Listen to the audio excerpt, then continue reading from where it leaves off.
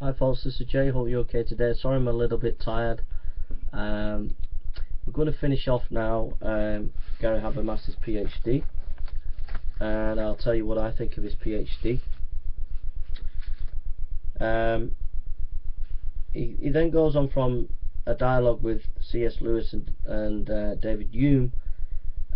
He goes on to say in page 137, but as Pannenberg notes, the narratives record several different appearances which occur under many different circumstances and times, and even includes different participants.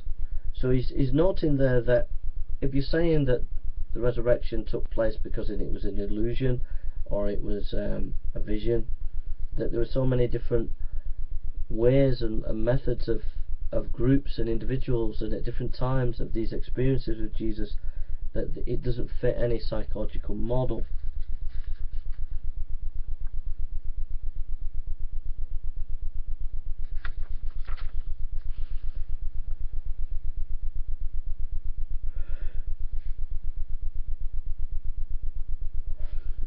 He notes that the early formulation, page 156 in 1 Corinthians 15, shows that there was early in the church a proclamation that Jesus had risen from the dead.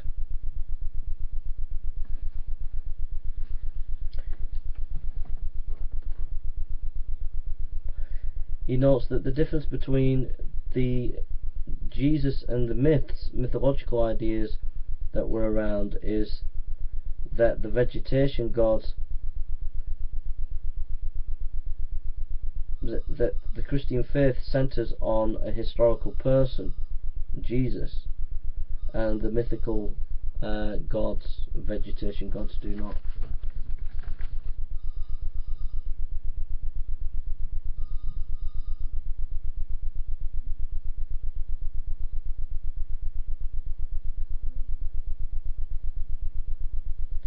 Pannenberg writes, in 1st century Palestine there are almost no traces whatsoever of any influence from ancient cults of the resurrection gods, page 163.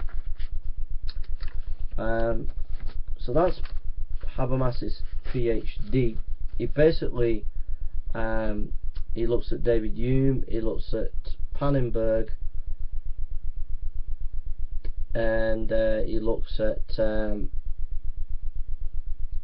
Kierkegaard, and he looks at an orthodox position, and he engages with them, looking at a lot of present and later scholars on historical Jesus studies.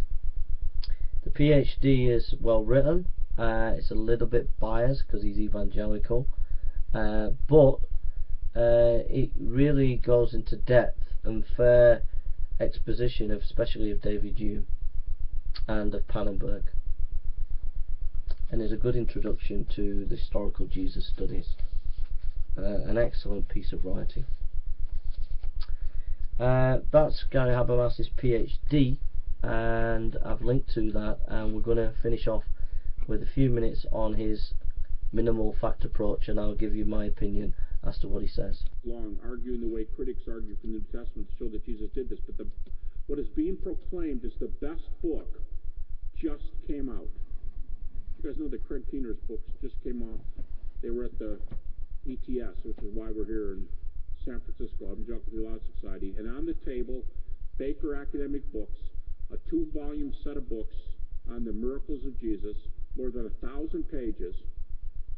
Ben Witherington, who's teaching somewhere here tonight, excellent New Testament scholar, Ben calls it the best thing ever written on the miracles of Jesus.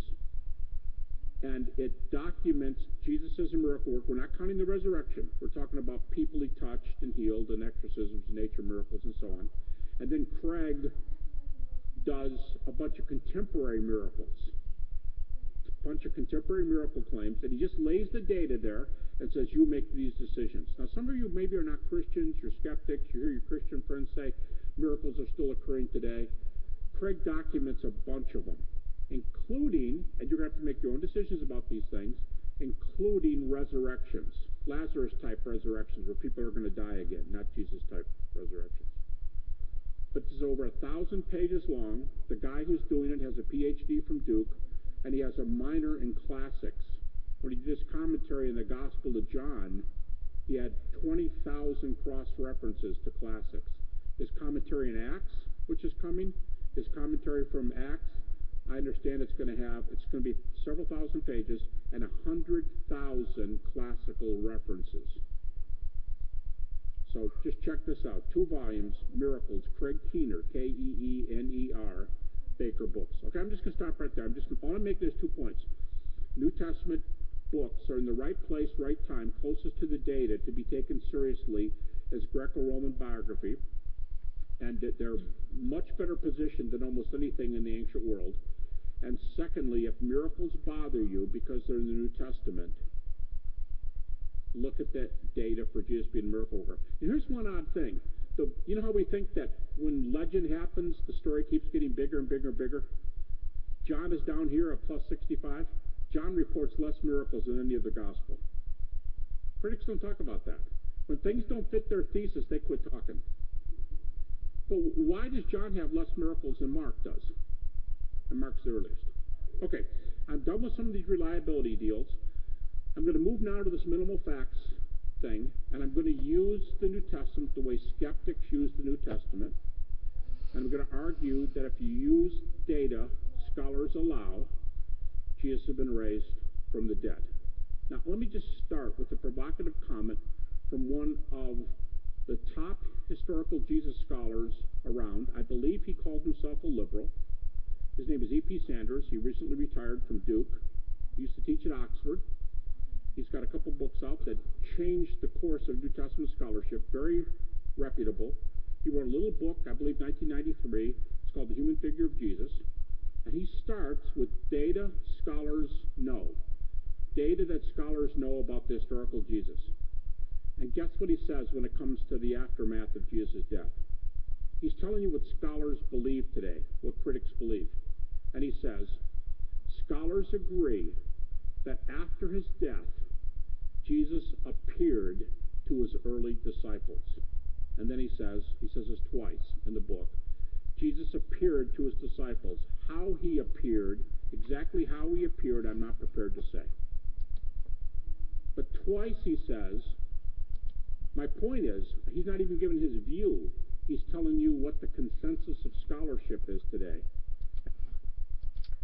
So, Gary Habermas will go into trying to explain to you that 1 Corinthians 15 passage is early source material, and from that it tells you that the early church believed Jesus died and rose again, and the historical fact is that that's what the disciples believed. Now, whether they were right or wrong, you could debate it, but that's the fact. The fact is, they didn't believe in an imaginary rising of Jesus. It was a real historical death and resurrection. That's the minimal fact approach, using historical data that the critics use. The critics will grant you 1 Corinthians 15.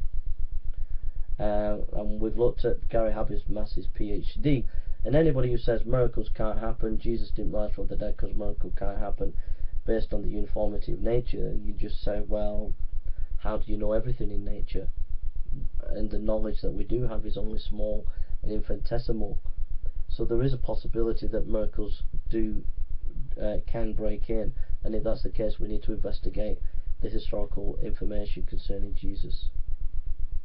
Alright, I'm going to have a sleep for 5 minutes and recuperate, and then I'm going to be back to do some more studies. I hope you found Gary Habermas of interest. I've linked to his site, and I hope that introduces you a little bit to him and his scholarship. He's a big scholar, and I've read nearly all of his material, and I've listened to most of his lectures and debates, so I hope you find him a blessing. Alright.